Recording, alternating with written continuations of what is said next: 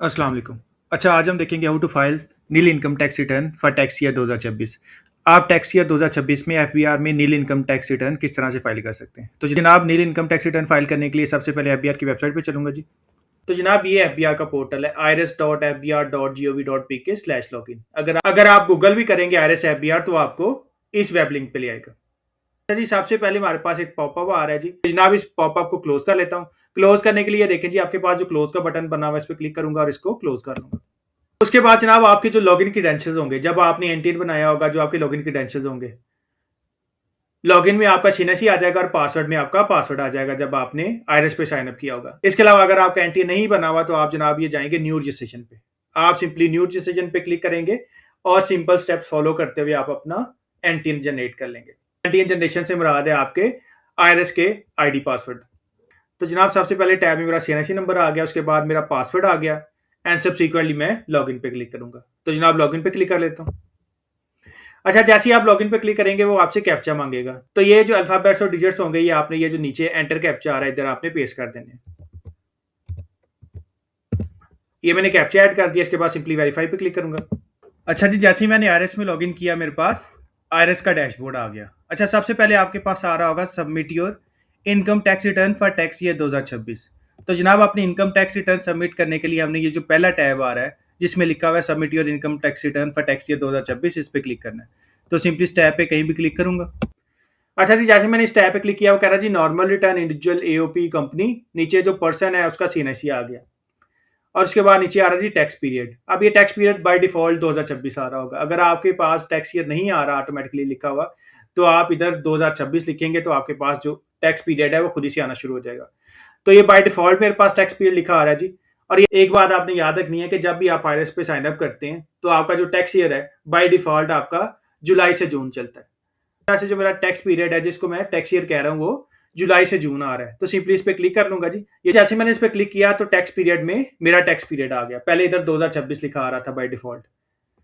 इसके बाद simply continue पे क्लिक करूंगा। तो कंटिन्यू पे क्लिक कर लेता हूँ जी। तो कंटिन्यू पे क्लिक कर लेता हूँ जी। अच्छा जी, जैसे मैंने कंटिन्यू पे क्लिक किया तो ये देखिए मेरे पास जो रिटर्न है उसका फॉर्म ओपन हो गया। सबसे पहले हमसे पूछ रहा है जी please select your source of income for the tax year. कि आपकी सोर्स ऑफ इनकम कौन सी है। सैलरी है, प्रॉपर्टी रेंटल इनकम है, इनकम फ्रॉम अदर सोर्सेज है, इनकम फ्रॉम बिजनेस है, capital gain, income from foreign sources and assets है, income from agriculture है या नो इनकम। तो जनाब, हम फाइल कर रहे हैं नील इनकम टैक्स रिटर्न, तो हमारी कोई सोर्स ऑफ इनकम नहीं है। तो ये देखें नो इनकम से पहले बॉक्स बना हुआ है। तो सिंपली इस बॉक्स पे क्लिक करूंगा। तो ये देखें मैंने जो नो इनकम वाला ऑप्शन है इसको सिलेक्ट कर लिया। उसके बाद वो कह रहा है जी are you a tax resident of Pakistan as per section 82 to 84 of the ITO 2001। आगे वो कह रहे हैं कि क्या आप पाकिस्तानी रेजिडेंट है as per income tax ordinance. तो जी हम पाकिस्तानी रेजिडेंट है। ऐसा बंदा जो 183 दिन या से ज्यादा पाकिस्तान में मौजूद रहा है वो टैक्स रेजिडेंट है। तो हमारे पास दो ऑप्शन आ रहे हैं, एक येस है और एक नो है। तो जनाब, ये जो येस से पहले राउंड सर्कल बना हुआ है सिंपली इस पर क्लिक करूंगा और येस को सिलेक्ट कर लूंगा। मैं जिस बंदे की इनकम टैक्स रिटर्न फाइल कर रहा हूँ वो पाकिस्तानी रेजिडेंट है। तो जनाब, सोर्सेज ऑफ इनकम में से मैंने नो इनकम सेलेक्ट कर लिया और टैक्स रेजिडेंट में से मैंने यस सेलेक्ट कर लिया। फर्दर नीचे चलता हूँ जी। तो बता रहा है जी समरी ऑफ इकोनॉमिक ट्रांजैक्शंस। जो आपकी ट्रांजैक्शंस हुई हैं जिन पे टैक्स डिडक्ट हुआ है उसकी डिटेल आ रही होगी। टैक्स पीरियड आ गया जी, जुलाई 1 2025 से लेके जून 30 2026। टैक्स पीरियड के बारे में मैं आपको पहले भी बता चुका हूँ कि 99.9% केसेस में जो आपका टैक्स पीरियड होता है इंडिविजुअल के केस में स्पेसिफिकली वो 1 जुलाई से स्टार्ट होगा और एंड हो जाएगा 30 जून 2026 को। Dear taxpayer, thank you for choosing to fulfill your national duty of tax return filing. Correct reporting not only shows your contribution to the national development but also ensure minimum intervention in your assessment by the tax authority. तो आगे बता रहे हैं कि kindly correct details add करें ताकि जो आपकी टैक्स अथॉरिटीज है वो आपकी असेसमेंट में कम से कम दखल अंदाज हो, यानी कि आपको टैक्स के नोटिस कम से कम आए। अगर आपकी डिटेल्स एक्यूरेट होगी तो आपको नोटिस आने के चांसेस जीरो हैं। आगे नोट दे रहा है जी please review available data of your economic transactions for the selected tax year. This is indicative data which keeps on updating as per available information. Therefore, correct reporting of income and tax thereon is primarily your own responsibility. तो जनाब, आगे वो कह रहा है कि kindly जो data है आपकी इकोनॉमिक ट्रांजैक्शंस का जो ड्यूरिंग द ईयर हुई है और जो अपीयर हो रहा है उसको रिव्यू करें। ये इंडिकेटिव डाटा है और इसमें अपडेट्स होती रहेंगी, यानी कि ये जो नीचे आपके पास टैक्स की डिटेल्स आ रही हैं जिन चीज़ों पे आपका टैक्स कटा हुआ है, इसके अलावा भी आपका टैक्स कटा हो सकता है लेकिन वो शायद इधर अपीयर ना हो रही है। तो जनाब, नीचे आ रही है summary of withholding tax as withholding. आपका टैक्स विदहेल्ड हुआ हुआ है, नीचे उसकी डिटेल आ रही है जी। डिस्क्रिप्शन किस सेक्शन के तहत आपका टैक्स डिडक्ट हुआ हुआ है जी। टैक्सेबल वैल्यू किस अमाउंट पे टैक्स डिडक्ट हुआ हुआ है, और टैक्स विदहेल्ड कितना टैक्स आपका विदहेल्ड हुआ हुआ है जी। Advance tax on persons remitting amounts abroad through credit slash debit slash prepaid cards under section 236Y। तो जनाब इन्होंने कोई फॉरेन ट्रांजैक्शन की है, सपोज कर लें कि नेटफ्लिक्स की पेमेंट की है या फेसबुक की कोई पेमेंट कर दी है, कोई भी फॉरेन पेमेंट की है अपने कार्ड से, डेबिट या क्रेडिट कार्ड से, तो ये उस पर टैक्स डिडक्ट हुआ हुआ है 4180। 83,000 की इन्होंने ट्रांजेक्शन की हैं और उस पर 4180 टैक्स डिडक्ट हुआ हुआ है। बाद सेम एज इट इज एक दोबारा ट्रांजेक्शन आ रही है कि इन्होंने थ्रू डेबिट या क्रेडिट कार्ड एक ट्रांजेक्शन की है या मल्टीपल ट्रांजेक्शन की हैं और उसकी समरी इधर आ रही है। 21,000 की इन्होंने ट्रांजेक्शन की हैं और उस पर 1,065 का टैक्स डिडक्ट हुआ हुआ है। तो जनाब ये मेरी विदहोल्डिंग टैक्स की समरी है। इसके बाद फर्दर नीचे चलूंगा जी, ये साइड पे आपके पास स्क्रॉल बार बना हुआ है, इसको पकड़ के नीचे चलता हूँ। तो मेरे पास दो ऑप्शन आ रहे हैं, डाउनलोड डिटेल डाटा, जो डाटा आ रहा है वो डाउनलोड हो जाए, और आगे आ रहा है जी स्टार्ट रिटर्न फाइलिंग। तो जनाब हमारा कंसर्न है जी स्टार्ट रिटर्न फाइलिंग के साथ, तो सिंपली स्टार्ट रिटर्न फाइलिंग पे क्लिक करूंगा। अच्छा जी, जैसे मैंने स्टार्ट रिटर्न फाइलिंग पे क्लिक किया, मेरे पास जो इनकम टैक्स रिटर्न का ड्राफ्ट है वो ओपन हो गया। तो जनाब हमारे केस में कोई सोर्स ऑफ इनकम नहीं है, तो ये देखें इस वजह से हमारे पास कोई भी सोर्स ऑफ इनकम वाला हेड नहीं आ रहा। अगर मैं इनकम फ्रॉम सैलरी सेलेक्ट करता तो इधर टैक्स चार्जेबल से पहले इंप्लॉयमेंट आ रहा होता। Income from other source select करता, इनकम फ्रॉम अदर सोर्स आ रहा होता, कैपिटल गेन करता तो उसकी डिटेल आ रही होती। लेकिन चूंकि मैं ऐसे पर्सन की इनकम टैक्स रिटर्न फाइल कर रहा हूँ जिसकी कोई सोर्स ऑफ इनकम नहीं है, तो इस वजह से मेरे पास कोई भी सोर्स ऑफ इनकम का हेड नहीं आ रहा। अब सबसे पहले आ रहा है जी आपके पास टैक्स चार्जेबल। अगर मैं टैक्स चार्जेबल के टैब पे क्लिक करूं कहीं भी, टैक्स चार्जेबल में दो ऑप्शन आ रहे हैं, एक आ रहा है जी विदहोल्डिंग टैक्स और दूसरा आ रहा है जी कंप्यूटेशंस। इस वक्त मैं खड़ा हूं विदहोल्डिंग टैक्स पे, और ये जो आपका विदहोल्डिंग टैक्स का टैब है ये पर्पल हाईलाइटेड है। विदहोल्डिंग टैक्स के टैब में दो ऑप्शन आ रहे हैं, एक एडजस्टेबल टैक्स आ रहा है, दूसरा आ रहा है जी फाइनल टैक्स। तो विदहोल्डिंग टैक्स के टैब में आपने टैक्स की डिडक्शंस ऐड करनी है। आपने बताना है किस किस सेक्शंस के तहत आपका टैक्स डिडक्ट हुआ है।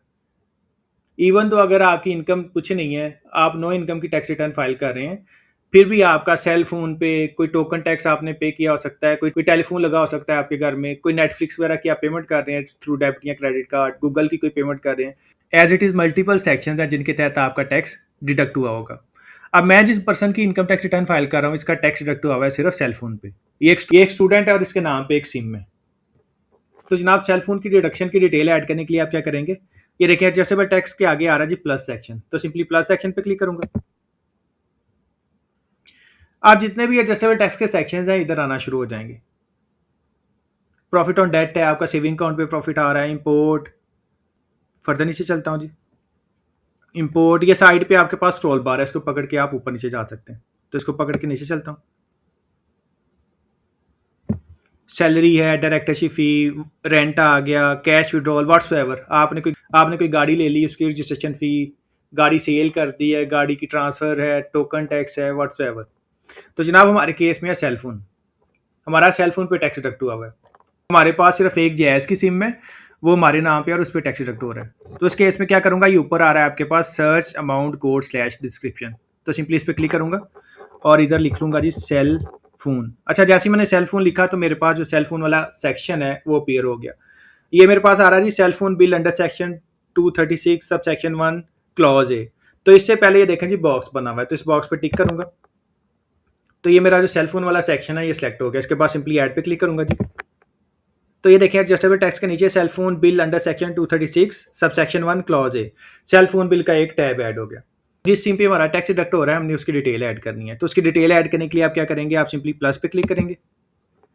सबसे पहले वो पूछ रहा है जी यूटिलिटी, और यूटिलिटी के नीचे ये बॉक्स आ रहा है, ये आपको लिखने देगा रेफरेंस स्लैश कंज्यूमर नंबर, तो इधर आपने अपने मोबाइल का नंबर ऐड कर देना है, तो अपने मोबाइल का नंबर ऐड कर देता हूँ जी।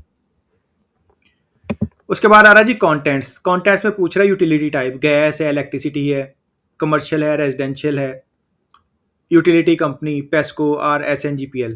तो जनाब इधर हम ऐड करेंगे सेल फोन ऐड कर दें या प्रीपेड लिख दें, तो सेल फोन लिख देता हूँ, और आगे जो कंपनी है हमारे केस में जी मोबलिंग, तो मोबलिंग लिख दूंगा जी। ये मेरे जो सेल फोन की डिटेल है वो ऐड हो जाएगी। इसके बाद सिंपली ऐड पे क्लिक करूंगा, तो ये देखें सेल फोन के सेक्शन के नीचे एक और सब सेक्शन ऐड हो गया, और ये सब सेक्शन मुझे लिखने देगा वैल्यू। ये देखें ये जो ऊपर है ये इसका सब टोटल आ रहा है, ये सेल फ़ोन के ऊपर जो सेक्शन आ रहा है जो कुछ लिखने नहीं दे रहा है, ये जितने भी सेल फ़ोन्स होंगे, जितने भी सेल फ़ोन के हेड में टैक्स डिडक्ट हुआ होगा उसका ये सब टोटल आ रहा होगा। अब सपोज़ कर लें कि मल्टीपल सेल फ़ोन्स हैं, तो एज़ इट इज़ नीचे आते जाएँगे और इधर उसकी टोटल डिटेल आती जाएगी। अब देखिए मेरे पास एक ही सिम थी, अगर किसी के पास 2-3 सिम्स हैं तो दोबारा प्लस पे क्लिक करेंगे और दोबारा सेल फ़ोन पे क्लिक कर लेंगे। तो जनाब क्लोज़ पे क्लिक करता हूँ, हमारे केस में एक ही सेल फ़ोन बिल है। जी आप जिस भी नेटवर्क प्रोवाइडर की सिम यूज़ कर रहे हैं, उसकी ऐप पे जाके आप टैक्स रिडक्शन सर्टिफिकेट डाउनलोड कर सकते हैं। मोबलिंक की यूज़ कर रहे हैं तो समोसा ऐप है, ज़ोंग की ऐप से डाउनलोड हो जाएगा, टेलनॉर की ऐप से डाउनलोड हो जाएगा, यूफोन की ऐप से डाउनलोड हो जाएगा। तो मैंने टैक्स रिडक्शन सर्टिफिकेट डाउनलोड किया हुआ है, तो मैं आपको टैक्स रिडक्शन सर्टिफिकेट दिखा देता हूँ जी। पास जैज़ का टैक्स रिडक्शन सर्टिफिकेट आ गया। सर्टिफिकेट ऑफ कलेक्शन और deduction of tax issued under section 164 read with rules 42 of the income tax ordinance 2001। तो जनाब जो भी आपके टैक्स रिडक्शन सर्टिफिकेट इशू होते हैं वो आपके रूल 42 के तहत होते हैं जी। सीरियल आ गया, डेट ऑफ इशू आ गई, certified at a sum of rupees 1023 on account of income tax has been collected. 1023 रुपये मेरा टैक्स डिडक्ट कर लिया जनाब मोबलिंक ने। नेम आ गया, एड्रेस आ जाएगा, फर्दर नीचे चलता हूँ जी। नेशनल टैक्स नंबर नहीं आ रहा, CNIC आ गया, मोबाइल नंबर आ गया, पीरियड आ गया। फिजिकल ईयर 2025 से 26 यानी कि 1 जुलाई 2025 से लेके 30 जून 2026। इसको फिजिकल ईयर भी कहते हैं, इसको फाइनेंशियल ईयर भी कहते हैं, इसको टैक्स ईयर भी कहते हैं। सेक्शन था हमारा 236 on account of telephone usages on the value slash amount of 6900 का मैंने बैलेंस यूज़ किया और उस पर 1023 मेरा टैक्स डिडक्ट हो गया। आगे वो बता रहे हैं कि जो जैज़ ने टैक्स डिडक्ट किया उसने FBR को जमा करवा दिया। आगे जो विथहोल्डिंग एजेंट है उसका नेम आ गया, उसका एड्रेस आ जाएगा, उसका एंट्री नंबर आ जाएगा जी। वापस चलूंगा आईआरएस पे और जो मेरे सेल फोन पे टैक्स डिडक्ट हो गया उसकी डिटेल ऐड कर दूंगा। तो जनाब जो आपकी टैक्सेबल अमाउंट है इधर आपका टोटल यूजेज आ जाएगा। जनाब बैलेंस यूज़ किया तो हमारे केस में जी 6900 और टैक्स डिडक्टेड में आपका जो टैक्स डिडक्ट हो गया वो आ जाएगा। तो टैक्स डिडक्टेड की अमाउंट में 1023 ऐड कर दूंगा। इसके बाद सिंपली कैलकुलेट पे क्लिक करूंगा जी। टैक्सेबल अमाउंट में मेरा बैलेंस आ गया, यानी कि वो अमाउंट आ जाएगी जिस पे टैक्स विदहेल्ड हुआ। और टैक्स डिडक्टेड से मुराद है कितना मेरा टैक्स विदहेल्ड हो गया। तो इधर अमाउंट आ जाएगी जिस पे टैक्स लगा और इधर टैक्स की अमाउंट आ जाएगी। एज इट इज़ आप मल्टीपल सेक्शंस भी ऐड कर सकते हैं। गाड़ी का टोकन टैक्स है, आपने गाड़ी परचेज की, आपने बाइक परचेज की, व्हाट्सएवर आप गाड़ी परचेज करते हैं या बाइक परचेज करते हैं तो उस पर भी आपका इनकम टैक्स लगता है जी, या ट्रांसफर करवाते हैं तो उस पर भी आपका इनकम टैक्स लगता है।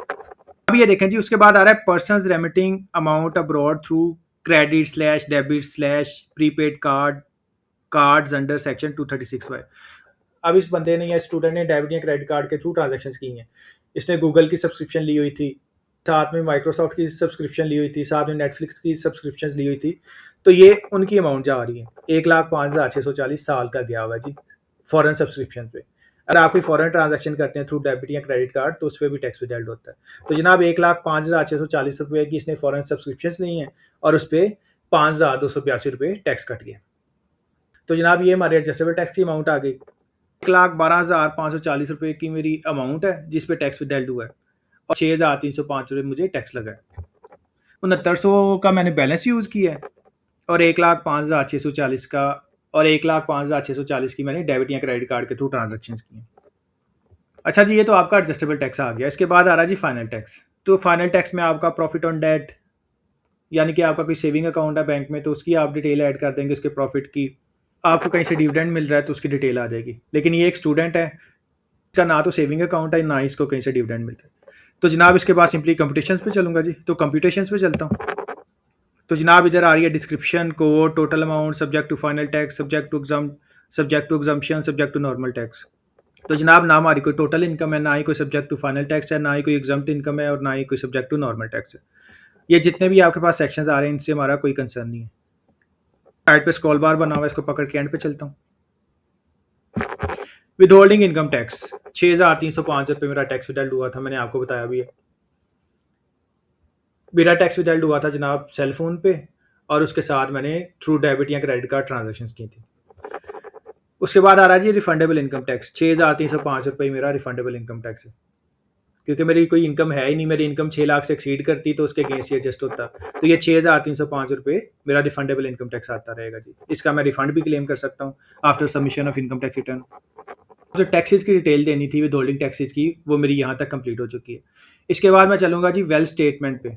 अब वेल्थ स्टेटमेंट में आपने अपने एसेट्स की डिटेल देनी है, अपनी लाइबिलिटीज़ की डिटेल देनी है, इसके अलावा आपने एक्सपेंसेस की डिटेल देनी है जो आपने एक्सपेंसेस इनकर किए हैं, एंड लास्टली आपकी जो वेल्थ स्टेटमेंट है, जो आपके एसेट्स एंड लाइबिलिटीज़ हैं, उसको आपने रिकंसाइल करना है। तो जनाब वेल्थ स्टेटमेंट पे चलूँगा। वेल्थ स्टेटमेंट पे जाने के लिए सिंपली वेल्थ स्टेटमेंट के टैब पे क्लिक करूँगा और उसके बाद क्लिक करूँगा जी पर्सनल एसेट्स स्लैश लाइबिलिटीज़ पे। तो पर्सनल एसेट्स स्लैश लाइबिलिटीज़ पे क्लिक करूँगा। तो जनाब मैं पर्सनल एसेट्स स्लैश लाइबिलिटीज़ के टैब में आ गया। अब मैं ऐसे बंदे की इनकम टैक्स रिटर्न फाइल कर रहा हूँ जिसने लास्ट ईयर भी अपनी इनकम टैक्स रिटर्न फाइल की थी। तो जो लास्ट ईयर के उसके एसेट्स होंगे वो कैरी फॉरवर्ड होके आ रहे होंगे। मैं आपको दिखा भी देता हूँ जी। अब ये देखें जी, इमूवेबल प्रॉपर्टीज़, इस बंदे के नाम पे जो जो प्रॉपर्टीज़ थी, चाहे वो एग्रीकल्चर प्रॉपर्टी है, कमर्शियल प्रॉपर्टी है, रेजिडेंशियल प्रॉपर्टी है, वो सारी इधर आ रही हैं। उसके बाद आ रहा है जी financial assets and investments non business. तो जनाब इन्वेस्टमेंट्स में हमने अपना सेविंग अकाउंट ऐड किया हुआ था और उसके अलावा कैश इन हैंड, जो इस बंदे का कैश इन हैंड था। पता नीचे चलता हूँ जी। इसके बाद आ रहा है जी मूवेबल एसेट्स। तो जनाब मूवेबल एसेट्स में हमने व्हीकल्स ऐड की हुई हैं, चाहे वो आपकी गाड़ी है, चाहे कोई बाइक है। ये मैं आपको सारा दिखा भी देता हूँ कि आपने किस तरह से एसेट्स ऐड करनी है अगर आप फर्स्ट टाइम जो है वेल्थ स्टेटमेंट बना रहे हैं या फर्स्ट टाइम अपनी इनकम टैक्स रिटर्न सबमिट करें। फर्दर नीचे चलूंगा। प्रीशियस पोजेशन में गोल्ड आ जाएगा, सिल्वर आ जाएगा, व्हाट्सएवर जो भी आपकी ज्वेलरी है। हाउस होल्ड इफेक्ट्स में आपका जनाब इलेक्ट्रॉनिक आइटम्स आ जाएंगी, आपका फर्नीचर आ जाएगा, इस तरह की चीज़ें आ जाएंगी। उसके बाद आ रहा है जी पर्सनल आइटम्स। तो पर्सनल आइटम्स में आपका लैपटॉप, आपका मोबाइल, जो भी आप पर्सनल आइटम्स यूज़ करें वो इधर आ जाएंगी। बिजनेस कैपिटल से हमारा कोई कंसर्न नहीं है क्योंकि हम ऐसे बंदे की इनकम टैक्स रिटर्न फाइल कर रहे हैं जिसकी इनकम फ्रॉम सैलरी है, इनकम फ्रॉम बिजनेस नहीं है जी। उसके बाद टोटल एसेट्स आ गए जी। फर्दर नीचे चलूंगा। उसके बाद आ रहा है जी payables, borrowing slash loan slash credits. अच्छा जी, अगर आपके पास किसी बैंक का क्रेडिट कार्ड है, आपने किसी बैंक से लोन लिया हुआ है, आपने किसी बंदे से लोन लिया हुआ है, तो जनाब उसकी अमाउंट भी आपने इधर ऐड करनी है। 30 जून 2026 को जो बैलेंस होगा लोन का, क्रेडिट कार्ड का, वो सारी डिटेल्स आपने इधर ऐड करनी है। तो सबसे ऊपर चलता हूँ। सबसे पहले हम देख लेते हैं कि प्रॉपर्टी किस तरह से ऐड करनी है। अच्छा जी, सबसे पहले वो कह रहा है जी business properties must be added in the balance sheet. You may move the business properties to balance sheet through movable icon. तो वो कह रहा है कि अगर बिजनेस की प्रॉपर्टीज है कोई तो वो आपने बैलेंस शीट में ऐड करनी है। तो हमारे केस में इनकम फ्रॉम बिजनेस है ही नहीं है तो हम प्रॉपर्टीज को मूव नहीं करेंगे। अच्छा जी, अगर आप first time income tax return file कर रहे होते या सब्सिक्वेंटली भी फाइल कर रहे होते और आपने प्रॉपर्टी ऐड करनी होती तो इस केस में आप क्या करते, इमूवेबल प्रॉपर्टी नॉन बिजनेस के आगे ये देखिए प्लस का बटन बना हुआ है, तो आप सिंपली प्लस पे क्लिक करते। तो प्लस पे क्लिक करता हूँ जी। तो कह रहा जी please fill all mandatory fields in yellow highlighted properties. अच्छा, वो हमें कह रहा है कि जो आपकी एग्जिस्टिंग प्रॉपर्टीज भी हैं उसकी भी डिटेल्स आपने अपडेट करनी है, तो उसको बाद में देख लेते हैं। अभी हम फिल वर्क कर रहे हैं नई प्रॉपर्टी ऐड। अब सपोज कर लें कि जिस बंदे की प्रॉपर्टी मैंने ऐड करनी है इसके पास है घर या इसने घर बाय की है, तो ऐड प्रॉपर्टी पे क्लिक करूंगा। सबसे पहले आ रहा है जी प्रॉपर्टी टाइप, रेजिडेंशियल है, एग्रीकल्चर है, कमर्शियल है। तो हमारे केस में आएगी जी रेजिडेंशियल। तो ये देखें जिन जिन ऑप्शंस के साथ ड्रॉप डाउन बना हुआ है ये आपने लाजमी फिल करने। तो ड्रॉप डाउन पे क्लिक कर लूंगा जी। ये देखें जी प्रॉपर्टी टाइप एग्रीकल्चर प्रॉपर्टी है, कमर्शियल प्रॉपर्टी है, इंडस्ट्रियल प्रॉपर्टी है, रेजिडेंशियल प्रॉपर्टी है। तो हमारे केस में है जी रेजिडेंशियल प्रॉपर्टी। तो रेजिडेंशियल प्रॉपर्टी पे क्लिक करूंगा। अच्छा जी, उसके बाद आ रहा है जी प्रॉपर्टी सब टाइप। जो आपकी प्रॉपर्टी है उसकी टाइप क्या है, वो कंस्ट्रक्टेड प्रॉपर्टी है, ओपन प्लॉट है, क्या चीज़ है। तो जनाब अगर आपने घर ऐड करना है, आपने हाउस ऐड करना है अपनी वेल्थ स्टेटमेंट में, तो वो आपकी आएगी कंस्ट्रक्टेड प्रॉपर्टी। तो जनाब प्रॉपर्टी टाइप सेलेक्ट करने के लिए ड्रॉप डाउन पे क्लिक करूंगा। तो ये देखें 4 ऑप्शन आ रहे हैं आपके पास, कंस्ट्रक्टेड प्रॉपर्टी है, फार्म हाउस है, फ्लैट है, ओपन प्लॉट है। तो जिस भी टाइप की आपने प्रॉपर्टी ऐड करनी है आप सिंपली उसको सेलेक्ट कर लेंगे। अब हमारे केस में जी कंस्ट्रक्टेड प्रॉपर्टी, तो सिंपली कंस्ट्रक्टेड प्रॉपर्टी पे क्लिक करूंगा जी। प्रॉपर्टी सब टाइप आ गया मेरे पास कंस्ट्रक्टेड प्रॉपर्टी। प्रॉपर्टी टाइप में रेजिडेंशियल प्रॉपर्टी आ गया और प्रॉपर्टी सब टाइप में मेरे पास कंस्ट्रक्टेड प्रॉपर्टी आ गया। इसके बाद आ रहा है जी डेट ऑफ एक्विजिशन, किस डेट को आपने ये प्रॉपर्टी एक्वायर की है। तो जिस भी डेट को आपने प्रॉपर्टी एक्वायर की होगी वो डेट आप ऐड कर दोगे। इसके अलावा अगर आपको ये प्रॉपर्टी मिल रही है थ्रू इनहेरिटेंस, थ्रू सक्सेशन, तो जनाब जिस डेट को आपको सक्सेशन सर्टिफिकेट मिला होगा या जिस डेट को आपको प्रॉपर्टी गिफ्ट मिली होगी वो डेट आप ऐड कर दोगे। तो डेट ऐड करने के लिए देखें जी कैलेंडर बना हुआ है, तो सिंपली आप इस कैलेंडर पे क्लिक करेंगे। तो कैलेंडर पे क्लिक करता हूँ। आप सपोज कर लें कि ये मुझे प्रॉपर्टी मिली है अगस्त 2026 में। तो अगस्त 2026 पे जाने के लिए देखें ये आपके पास फॉरवर्ड और बैकवर्ड बटन बने हुए, इन पे क्लिक करके भी आप आगे पीछे जा सकते हैं। ये देखें जी मार्च, फेब, जनवरी, दिसंबर। अब सपोज कर लें मुझे मिली है अगस्त में, अगस्त की 12 लगा लें, तो ये मेरे पास डेट आ गई। एज इट इज़ अगर आपको प्रॉपर्टी पिछले सालों में मिली है तो कैलेंडर पे क्लिक करूंगा। ये देखिए अभी मैं खड़ा हूँ अगस्त 2025 पे। अब ईयर के साथ ड्रॉप डाउन बना हुआ है तो सिंपली ड्रॉप डाउन पे क्लिक करूंगा। तो ये देखें 2003 से 2026 तक आपके पास ईयर्स आ गए। अगर आपने इससे भी पहले ईयर्स में जाना है तो ये देखें, ये बैकवर्ड बटन बना हुआ है आपके पास, तो बैकवर्ड बटन पे क्लिक करें तो ये देखें 1979 से लेके 2002 तक आपके पास ईयर्स ले आया। इससे भी पीछे जाना है तो इससे भी पीछे चला जाएगा। ईयर था मेरे पास 2025, तो 2025 सेलेक्ट कर लूंगा। मंथ था मेरे पास अगस्त, तो अगस्त सेलेक्ट कर लूंगा। और डेट थी 12, तो 12 सेलेक्ट कर लेता हूँ जी। 12/8/2025 को मैंने ये प्रॉपर्टी खरीदी। इसके अलावा मैंने आपको बताया कि अगर आपको प्रॉपर्टी थ्रू इनहेरिटेंस ट्रांसफर हो रही है या गिफ्ट के थ्रू मिल रही है तो उसकी डेट आ जाएगी, सक्सेशन सर्टिफिकेट की आ जाएगी इनहेरिटेंस के केस में, और गिफ्ट के केस में गिफ्ट डीड की डेट आ जाएगी। लैंड एरिया यूनिट, जो आपने प्रॉपर्टी परचेज की है या जो प्रॉपर्टी आपको थ्रू सक्सेशन या थ्रू इनहेरिटेंस मिली है, उसका यूनिट कौन सा है, मरला है, केनाल है, व्हाट्सएवर स्क्वायर फीट है, आपने उसका मेजरमेंट यूनिट बताना है। तो जनाब मेजरमेंट यूनिट सेलेक्ट करने के लिए भी देखें ड्रॉप डाउन बना हुआ है, तो ड्रॉप डाउन पे क्लिक करूंगा। तो जनाब हमारे केस में है जी मरला। अब ये देखिए साइड पे इसके साथ स्क्रॉल बार भी बना हुआ है, इसको पकड़ के आप नीचे भी जा सकते हैं। अब हमारे केस में है जी मरला, तो मरला सेट कर लूंगा। लैंड एरिया, तो जनाब ये है 10 मरला, तो इधर मैंने 10 लिख दिया।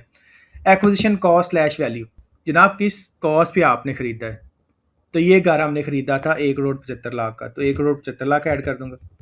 इसी तरह अगर आपको ये गिफ्ट मिलता या थ्रू इनहेरिटेंस मिलती, तो जिस डेट को आपको प्रॉपर्टी मिल रही है थ्रू गिफ्ट या थ्रू इनहेरिटेंस सक्सेशन सर्टिफिकेट के थ्रू, तो जनाब उस डेट की आपने फेयर मार्केट वैल्यू लेनी थी। आप सपोज कर लें कि आपके फादर ने आपको प्रॉपर्टी गिफ्ट कर दी, जिसको हिबा कहते हैं आप लोग। अब उस केस में क्या होता है कि आपकी कोई कॉस्ट नहीं आती, आपके फादर ने आपको फ्री ऑफ कॉस्ट लैंड दे दी या घर दे दिया या प्लॉट दे दिया व्हाट्सएवर। तो उस केस में आपने क्या करना है जी, उस केस में आपने उस दिन की वैल्यू देखनी है। आप सपोज कर लें आपके फादर ने 12 अगस्त 2025 को आपके नाम पे 1 एकड़ ज़मीन लगा दी थ्रू हिबा, जिसको आप गिफ्ट भी कहते हैं। अब उस लैंड की वैल्यू तो कोई नहीं है आपके हाथ में, आपके हाथ में वैल्यू तो ज़ीरो है, आपने कोई कॉस्ट इंकर नहीं की।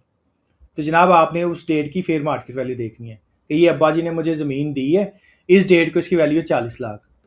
तो उस केस में एक्विजिशन कॉस्ट स्लैश वैल्यू आपने लिख देनी थी 40 लाख। लेकिन चूंकि ये मैंने प्रॉपर्टी परचेज की है तो इस वजह से मैंने 1,75,00,000 वैल्यू लिख दी जी। कंट्री पाकिस्तान आ गया जी। उसके बाद आ रहा है जी प्रोविंस स्लैश टेरिटरी, कौन सा प्रोविंस है, पंजाब है, सिंध है, बलोचिस्तान है, केपी के है, या दूसरी टेरिटरीज आ रही हैं आपकी। तो जनाब प्रोविंस सेलेक्ट करने के लिए ड्रॉप डाउन पे क्लिक करूंगा। मेरे केस में है जी पंजाब। अगर आपने फर्दर नीचे जाना तो ये देखें साइड पे स्क्रॉल बार बना हुआ है, इसको पकड़ के आप नीचे भी जा सकते हैं जी। दूसरी टेरिटरीज भी आ रही हैं, आप इस्लामाबाद कैपिटल टेरिटरी है, एजे के है जी, फाटा, गिलगित। तो हमारे केस में पंजाब है, तो स्क्रॉल बार को पकड़ के ऊपर चलूंगा, पंजाब सेलेक्ट कर लूंगा। उसके बाद आ रहा है जी डिस्ट्रिक्ट। अब पंजाब में जनाब डिफरेंट डिस्ट्रिक्ट्स हैं, तो डिस्ट्रिक्ट सेलेक्ट करने के लिए डॉट डाउन पे क्लिक करूंगा। अब ये देखिए साइड पे स्क्रॉल बार आ रहा है, इसको पकड़ के भी आप सर्च कर सकते हैं। इसके अलावा अगर आप सिंपली ये देखिए ये बॉक्स बना हुआ है, इस पर क्लिक करें और इधर लिखें। अब सपोज करें हमारे केस में लाहौर है डिस्ट्रिक्ट, तो लाहौर लिख लेता हूँ। तो ये देखें जैसे मैंने लाहौर लिखा मेरे पास डिस्ट्रिक्ट आ गया, तो लाहौर सेलेक्ट कर लेता हूँ। डिस्ट्रिक्ट के बाद आ रहा है जी सिटी। अच्छा सिटी में ना जितनी तहसील्स आ रही होंगी इस डिस्ट्रिक्ट में वो अपीयर होना शुरू हो जाएंगी, तो ड्रॉप डाउन पे क्लिक करूँगा। तो सिटी के टैब में जो ड्रॉप डाउन आ रहा है इस पर क्लिक करूँगा। अब देखें जी लाहौर में जो डिफरेंट तहसील्स आ रही हैं वो इधर अपीयर होना शुरू हो जाएंगी। अजीज़ भट्टी टाउन है, कंटोनमेंट है, दातागंज बख्श है। फर्दर नीचे चलता हूँ, गुलबर्ग टाउन है, इकबाल टाउन, निश्तर, रावी टाउन, समनाबाद, शालामार, वागा, वाबरा टाउन, लाहौर। अच्छा अगर तो आपने लाहौर सेलेक्ट करना है, लाहौर में कोई प्रॉपर्टी है और आपको कोई तहसील नहीं मिल रही, तो आप सिंपली लाहौर भी सिलेक्ट कर सकते हैं। तो जनाब खाली लाहौर सेलेक्ट कर लेता हूँ। उसके बाद वो कह रहा है जी plot, flat, slash house, slash shop number. तो आपने अपने घर का पता जो है ऐड करना है, house number, street number, whatsoever जो भी है। अगर आप गांव में रह रहे हैं तो आप लिख दें पीओ खास, विलेज नंबर दिस, मोहल्ला नंबर दिस, जो भी है, जो आपकी रजिस्ट्री पे एड्रेस आ रहा होगा। ये जो रिमेनिंग 2 बॉक्सेज हैं ये आपने फिल करने हैं। सबसे पहले ये प्लॉट नंबर वाला, उसके बाद सेक्टर, मोहल्ला या ब्लॉक वाला। तो जनाब हाउस नंबर ऐड कर लेता हूँ। अच्छा जी ये मैंने हाउस नंबर ऐड कर दिया। अब इसी बॉक्स में ही या इसी टैब में ही मैं स्ट्रीट नंबर भी ऐड कर देता हूँ। अच्छा जी ये मेरा हाउस नंबर आ गया, स्ट्रीट नंबर आ गया।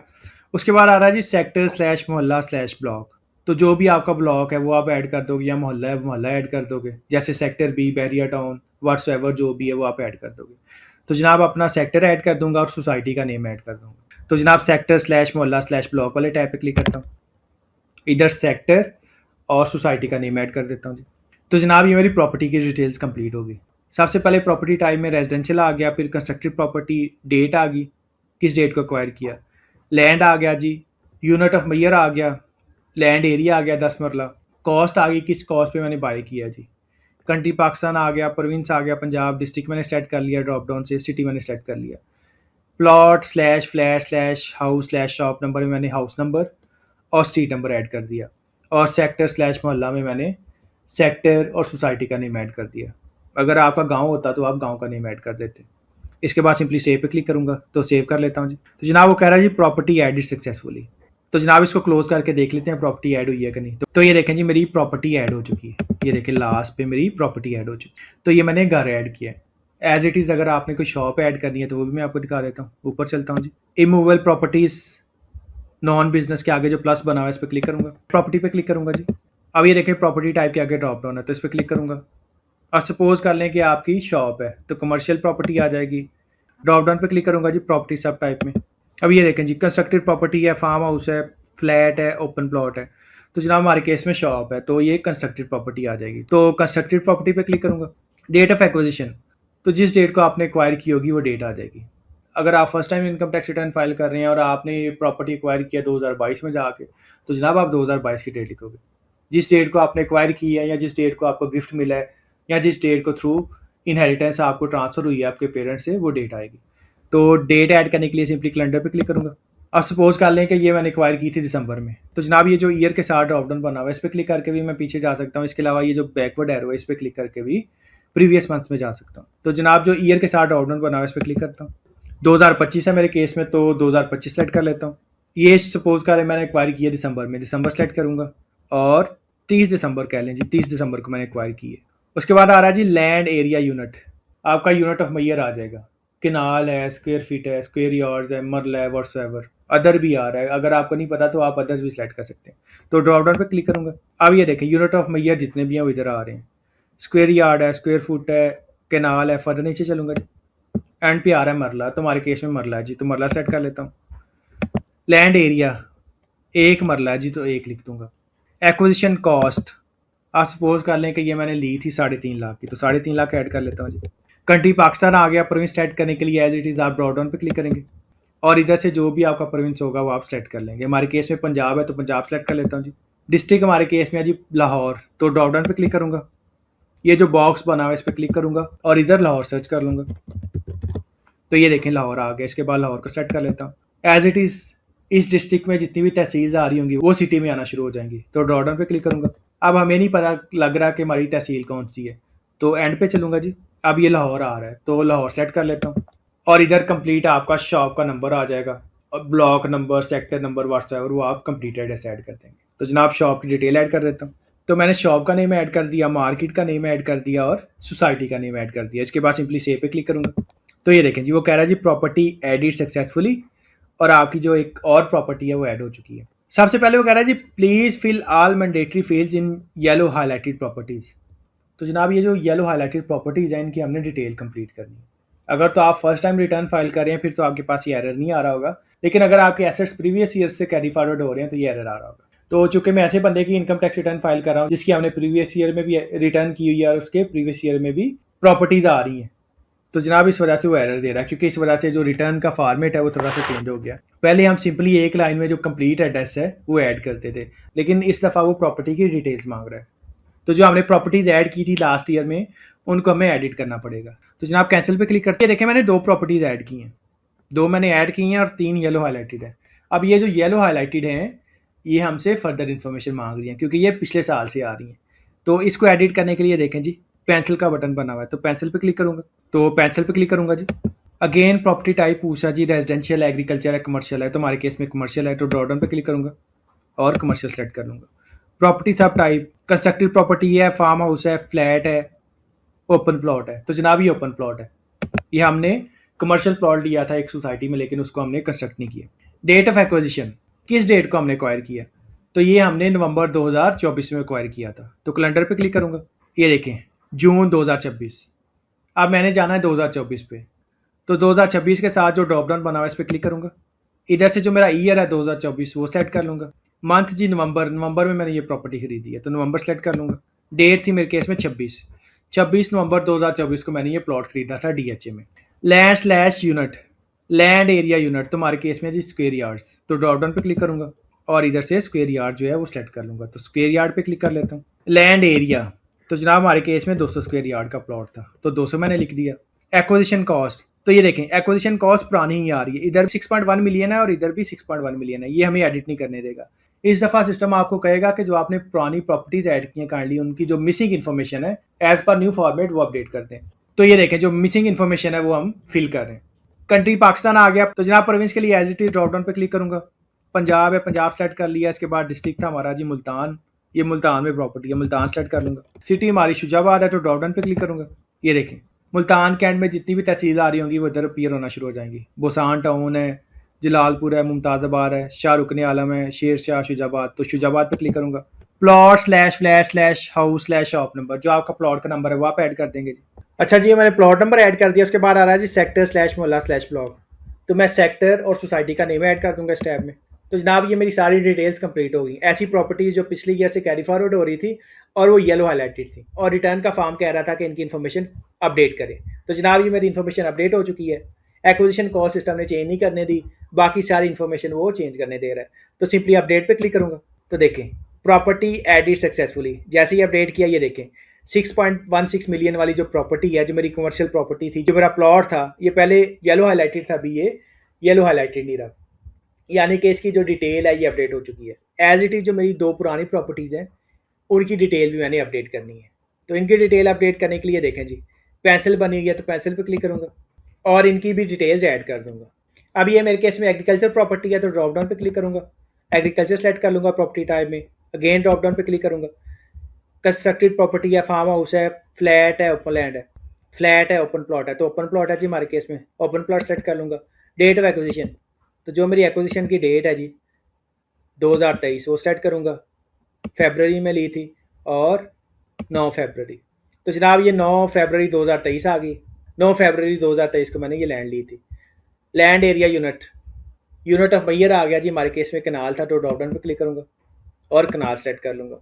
ये है जी 1.5 kanal. Acquisition cost slash value system ने चेंज नहीं करने दी। ये देखें इधर भी 4,75,000 है, इधर भी 4,75,000 है, इधर सिर्फ आपने इन्फॉर्मेशन अपडेट करनी है जी। पाकिस्तान आ गया, कंट्री प्रोविंस सेलेक्ट करने के लिए ड्रॉप डाउन पे क्लिक करूँगा। पंजाब है जी, डिस्ट्रिक्ट मेरा अगेन मुल्तान आ जाएगा, तो इस बॉक्स पे क्लिक करूँगा, मुल्तान सेलेक्ट कर लूँगा, तो मुल्तान पे क्लिक करूँगा जी। अगेन तहसील सेलेक्ट करने के लिए ड्रॉप डाउन पे क्लिक करूँगा। मुल्तान कैंट में जितनी भी तहसील आ रही होंगी इधर अपीयर होना शुरू हो जाएंगी। तो ये ड्रॉप डाउन को पकड़ के नीचे चलता हूँ जी, शुजाबाद आ गया, और इधर जो मेरी एग्रीकल्चरल लैंड है जो मैंने एक्वायर किया उसकी डिटेल ऐड कर दूंगा। गाँव का नेम, मौजा, पीओ खास, व्हाट्सएवर, जो भी आपके गाँव का नेम है वो आ जाएगा इधर। तो गाँव का नेम ऐड कर लेता हूँ जी। अब ये देखें गाँव का नेम मेरा, अब ये देखें गाँव का जो मेरा नेम है वो पहले ही plot slash flat slash house slash shop number में कंप्लीट हो गया।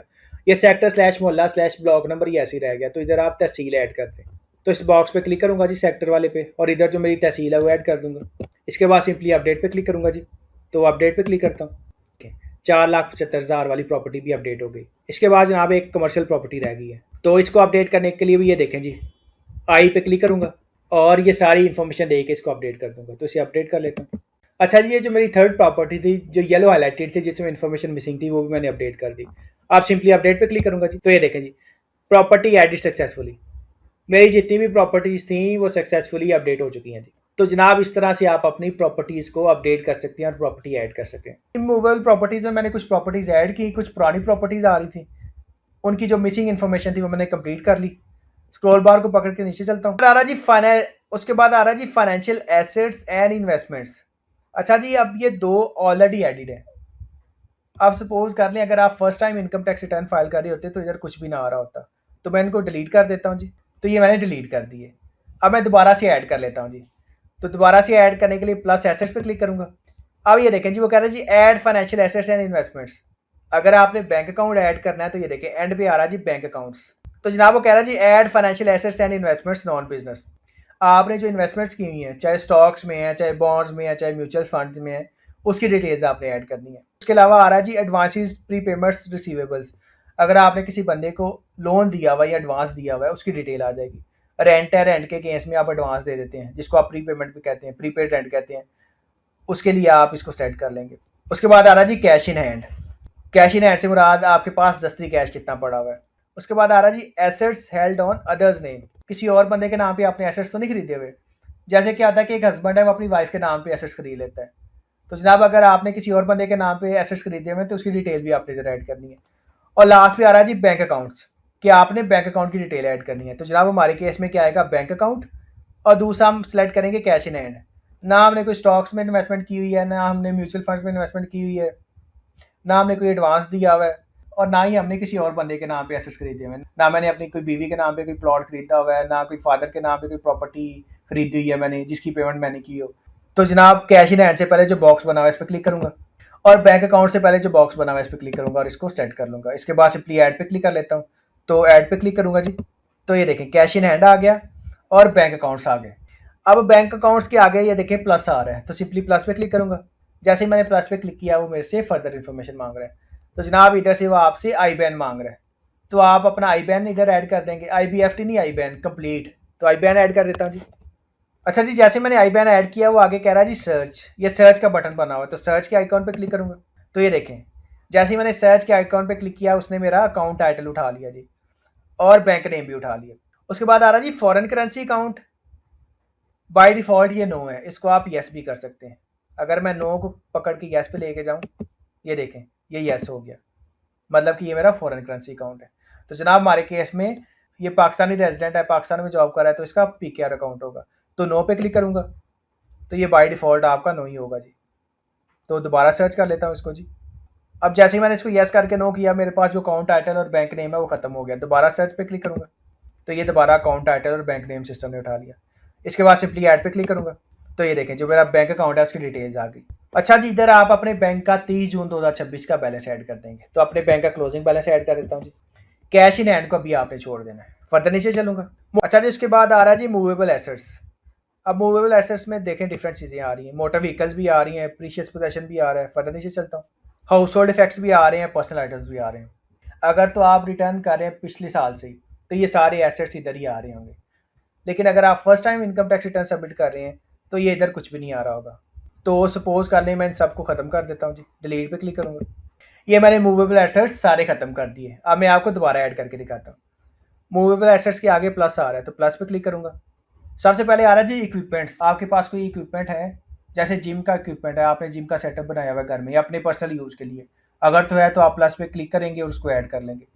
एनिमल्स, आपने कोई एनिमल रखे हुए हैं नॉन बिजनेस के लिए, आपने एक आधी गाय भैंस रखी हुई है दूध के लिए, पर्सनल यूज़ के लिए, आपने कोई पेट रखे हुए हैं, कुत्ता बिल्ली व्हाट्सएवर जो भी है। मोटर व्हीकल, कोई गाड़ी कोई बाइक है आपके नाम पे। प्रीशियस पोजेशन, कोई ज्वेलरी कोई गोल्ड है आपके पास। Household effects, furniture electronic equipments आपके पास हैं कि नहीं है घर में, जो आपने खरीदी हुई हैं। उसके बाद आ रहा है जी पर्सनल आइटम्स। पर्सनल आइटम्स में आपके पास लैपटॉप है, मोबाइल है, इस तरह की चीज़ें आ जाएंगी। अच्छा जी, मैं जिस बंदे की रिटर्न फाइल कर रहा हूँ इसके पास है जी बाइक। तो मोटर व्हीकल से पहले जो बॉक्स बना हुआ है इस पर क्लिक करूँगा और मोटर व्हीकल सेट कर लूँगा। प्रीशियस पोजेशन, इस बंदे के पास थोड़ा सा गोल्ड भी है, तो प्रीशियस पोजेशन से पहले जो बॉक्स बना है इसको टिक कर लेता हूँ। हाउस होल्ड इफेक्ट्स, इसके पास फर्नीचर है, इलेक्ट्रॉनिक आइटम्स हैं, बेड हो गया, इसके अलावा सोफ़ा सेट हो गया, अलमारियाँ हो गई, फ्रिज टीवी एसी व्हाट्सएवर, इस तरह के इसके पास हाउस होल्ड इफेक्ट्स हैं। तो जनाब हाउस होल्ड इफेक्ट से पहले जो बॉक्स बना है इस पर क्लिक करूँगा और इसको टिक कर लूँगा। उसके बाद आ रहा है जी पर्सनल आइटम्स। इस बंदे के पास लैपटॉप भी है, मोबाइल भी है, तो पर्सनल आइटम से पहले जो बॉक्स बना हुआ है इस पर क्लिक करूँगा और इसको सेट कर लूँगा। तो इसको सेट कर लेता हूँ जी। इसके बाद सिंपली ऐड पे क्लिक करूँगा, तो ऐड पे क्लिक कर लेता हूँ। तो जनाब मेरे पास जो मूवेबल एसेट्स हैं, जो हरकत कर सकते हैं, मूवेबल एसेट्स का मतलब ये है कि इनको एक जगह से दूसरी जगह मूव कर सकते हैं। सबसे पहले आपके पास इमूवेबल प्रॉपर्टीज़ आ रही हैं, जैसे लैंड है, बिल्डिंग है, प्लॉट हो गया, घर हो गया, कमर्शियल प्रॉपर्टी में दुकानें हो गई, वो मूव नहीं कर सकती। उसके बाद हमारे पास फाइनेंशियल एसेट थे जिसमें इन्वेस्टमेंट थी, बैंक अकाउंट था, कैश इन हैंड था। तीसरे नंबर पे मेरे पास आ गए मूवेबल एसेट्स, ऐसे एसेट्स जो एक जगह से दूसरी जगह मूव कर सकते हैं। तो जनाब हमारे केस में मोटर व्हीकल है, तो सिंपली प्लस पे क्लिक करूंगा। As it is registration number मांग रहा है, तो बाइक का नंबर दे देता हूँ जी। चेसिस नंबर मांग रहा है, लेकिन ये ऑप्शनल है, ये देखिए इसके साथ स्टार नहीं लगा हुआ, बाकी सबके साथ स्टार लगा हुआ है। तो चेसिस नंबर को खाली छोड़ देता हूँ, मेक बता देता हूँ जी। अच्छा जी, मेक में मैंने लिख दिया 125cc है, आगे होंडा की बाइक है, होंडा लिख दिया, मॉडल 2013 है, तो मैंने 2013 लिख दिया। इसके बाद सिंपली ऐड पे क्लिक करूंगा जी। तो ये देखिए मोटर व्हीकल्स में मेरी बाइक ऐड होगी। इधर आपकी बाइक की वैल्यू आ जाएगी, कितनी वैल्यू की बाइक आपने खरीदी है। तो सपोज कर ले कि मैंने खरीदी थी 1,80,000 की, तो ये 1,80,000 आ गया। इसके बाद सिंपली कैलकुलेट पे क्लिक करूंगा, तो जनाब ये मेरी बाइक आ गई। उसके बाद आ रहा है जी प्रीशियस पोजेशन, और प्रीशियस पोजेशन के आगे भी प्लस का बटन है। तो जनाब जहां जहां प्लस का बटन आ रहा होगा वो आपसे फर्दर इन्फॉर्मेशन रिक्वायर्ड करेगा, तो प्लस पे क्लिक करूंगा। नेचर ऑफ एसेट्स, तो जनाब नेचर ऑफ एसेट्स में ज्वेलरी आ जाएगी। अब कंटेंट में ये देखें, ये एग्जांपल है गोल्ड 10 ग्राम, तो मेरे केस में है जी गोल्ड 5 तोला, तो ये मैंने गोल्ड 5 तोला लिख दिया। इसके बाद सिंपली सबमिट पे क्लिक करूंगा और गोल्ड की जो वैल्यू होगी वो आ जाएगी। अगर आपके पिछले सालों में जीरो आ रही है, अब पहले क्या होता था कि हम लिखते थे गोल्ड जितने भी तोला होता है डोरी, अगर आपको शादी पे जहेज में गोल्ड मिला है तो हम उसकी वैल्यू जीरो रखते थे। लेकिन अगर आप फर्स्ट टाइम गोल्ड ऐड कर रहे हैं तो जब आपकी शादी हुई है उस टाइम पे गोल्ड की जो वैल्यू थी आप वो वैल्यू ऐड करेंगे। इसके अलावा अगर आपने गोल्ड परचेज किया है तो जो आपकी परचेज प्राइस होगी वो आप ऐड कर देंगे। अब सपोज कर लें गोल्ड मैंने परचेज किया 10 लाख का, तो 10 लाख ऐड कर देता हूँ जी, ये मेरी गोल्ड की वैल्यू आ गई। फर्दर नीचे चलता हूँ जी, साइड पे स्क्रॉल बार बना है उसको पकड़ के देखिए हाउस होल्ड इफेक्ट के साथ प्लस नहीं आ रहा, तो इसका मतलब ये है कि इधर आपने सिर्फ सिंपल वैल्यू ऐड करनी है। तो 7.5 लाख का मेरे पास फर्नीचर फिक्सचर्स जो भी इलेक्ट्रॉनिक्स का सामान फर्नीचर का सामान वो 7.5 लाख का। उसके बाद आ रहा है जी पर्सनल आइटम्स, तो मेरे लैपटॉप और मोबाइल की वैल्यू है जी 4.5 लाख, मैंने 4.5 लाख का खरीदा है। तो जनाब ये मेरे लैपटॉप और मोबाइल की वैल्यू आ गई। तो जनाब यहाँ तक जो मेरे एसेट्स हैं वो कंप्लीट हो चुके हैं। तो इसको कैलकुलेट कर लेता हूँ जी। तो ये मेरे टोटल एसेट्स आ गए जी 2,70,00,000 के। उसके बाद आ रहा है जी पेबल्स, तो मैंने पेबल्स में आपको पहले बताया आपने कोई लोन लिया हुआ है, आपने कोई क्रेडिट कार्ड लिया हुआ है, तो उसकी डिटेल आप इधर ऐड करेंगे। तो जनाब ये जो बंदा है इसने क्रेडिट कार्ड लिया हुआ है, तो क्रेडिट कार्ड की या लोन की डिटेल्स आपने किस तरह से ऐड करनी है। आप इसको डिलीट भी कर सकते हैं पिन पे क्लिक करके, इसके अलावा आप प्लस पे क्लिक करके आप नया भी ऐड कर सकते हैं। सपोज कर लें कि ये पिछले साल से चलता आ रहा है, मैंने एक और क्रेडिट कार्ड ले लिया, तो प्लस पे क्लिक करूंगा। तो जनाब इधर डिस्क्रिप्शन पूछ रहे हैं। सबसे पहले जनाब जिस बैंक से आपने क्रेडिट कार्ड लिया हुआ है, अगर तो आपको बैंक का एनटीएन पता है तो आप इधर लिखते हैं, वरना क्या करें आप गूगल पे चलें, इधर आप सर्च कर लें बैंक अल्फला एनटीएन, तो ये देखें बैंक अल्फला का एनटीएन आ जाएगा। वापस चलता हूँ जी आरएस पे, इधर सबसे पहले आप बैंक अल्फला का एनटीएन लिख दें। उसके बाद आगे आपका जो पेएबल है उसकी नेचर क्या है, आपकी जो लाइबिलिटी है उसकी नेचर क्या है, तो इधर आप लिख दें क्रेडिट कार्ड और एंड पे आ जाएगा बैंक का नाम बैंक अल्फला, और सब्सिक्वेंटली आप इसको ऐड कर दें। तो ऐड पे क्लिक करूंगा, पता नहीं तो जो भी आपके क्रेडिट कार्ड का बैलेंस पेएबल होगा 30 जून को आप ऐड कर देंगे। तो जनाब बैलेंस ऐड कर देता हूँ जी। अब ये मैंने दो ऐड कर दिए, एक मैं डिलीट कर देता हूँ जी, एक मैंने आपको दिखाने के लिए ऐड किया था। इसके बाद सिंपली कैलकुलेट पे क्लिक करूंगा। तो ये जनाब मेरे पास टोटल एसेट्स आ गए थे 2,70,00,000 के। टोटल लाइबिलिटीज थी मेरे पास 7,000 की, और net assets current year, net assets से मुराद है total assets minus total liabilities. Net assets मेरे पास बन गए 2,70,00,000 के। ये 2,70,00,000 8,000 था, ये 2,70,00,000 1,000 है, यानी कि 7,000 निकल गया। तो टोटल एसेट्स में आपके टोटल एसेट्स आ जाएंगे, टोटल लाइबिलिटीज में आपकी टोटल लाइबिलिटीज आ जाएंगी। उसके बाद एंड पे आ रहा होगा जी net assets current year, net assets current year में आपके एसेट्स माइनस लाइबिलिटीज आ रहे होंगे। तो जनाब ये मेरे एसेट्स और लाइबिलिटीज आ गए। वापस चलता हूँ एक दफ़ा ऊपर जी, पहले हमारे पास आ रही थी इमूवेबल प्रॉपर्टीज़। अगर तो आप फर्स्ट टाइम रिटर्न सबमिट कर रहे होते तो कोई प्रॉपर्टीज़ ना आ रही होती, और अगर आप पहले रिटर्न सबमिट कर चुके हैं पिछले साल की, तो जो आपकी पहली पुरानी प्रॉपर्टीज़ थी वो येलो हाईलाइटेड होती। तो सिस्टम आपको कहता है कि जो पुरानी प्रॉपर्टीज़ आ रही हैं काइंडली इनकी जो मिसिंग इन्फॉर्मेशन है वो कंप्लीट करें। इसके अलावा अगर आपने नई प्रॉपर्टी ऐड करनी होती या फर्स्ट टाइम प्रॉपर्टी ऐड करनी होती तो सिंपली आप प्लस पे क्लिक करते। अगेन उसके बाद आ रहा था जी ऐड प्रॉपर्टी, तो आप ऐड प्रॉपर्टी पे क्लिक करते और जो आपने प्रॉपर्टी ऐड करनी होती है उसके आप पर्टिकुलर्स दे देते। तो जनाब आपने प्रॉपर्टीज ऐड करनी है तो कैंसिल पे क्लिक करता हूँ, कैंसिल कर लेता हूँ जी। फर्दर नीचे चलता हूँ जी। अगर आप फर्स्ट टाइम रिटर्न सबमिट कर रहे होते तो फाइनेंशियल एसेट्स एंड इन्वेस्टमेंट्स आपके पास ना आ रही होती, आप प्लस एसेट्स पे क्लिक करते और जो भी आपके फाइनेंशियल एसेट्स और इन्वेस्टमेंट थी आप उनको सेलेक्ट कर लेते। हमारे केस में बैंक अकाउंट और कैश इन हैंड था तो हमने टिक कर लिया इनको, और ये हमारे पिछले सालों से चलते आ रहे हैं, मैंने सिर्फ आपको दिखाने के लिए ऐड किया। एज इट इज़ अगर आपने एक और बैंक अकाउंट ऐड करना है तो आप सिंपली प्लस पे क्लिक करेंगे, अपने सेकंड वाले बैंक अकाउंट के पर्टिकुलर्स देंगे तो आपका एक और बैंक अकाउंट ऐड हो जाएगा। तो जनाब हमारे केस में एक ही बैंक अकाउंट है तो इस वजह से एक ही आ रहा है। तो क्लोज पे क्लिक करता हूँ जी, फर्दर नीचे चलूंगा। कैश इन हैंड मैंने छोड़ दिया जनाब, इसको मैं एंड में डिफाइन करता हूँ जी। फर्दर नीचे चलता हूँ जी।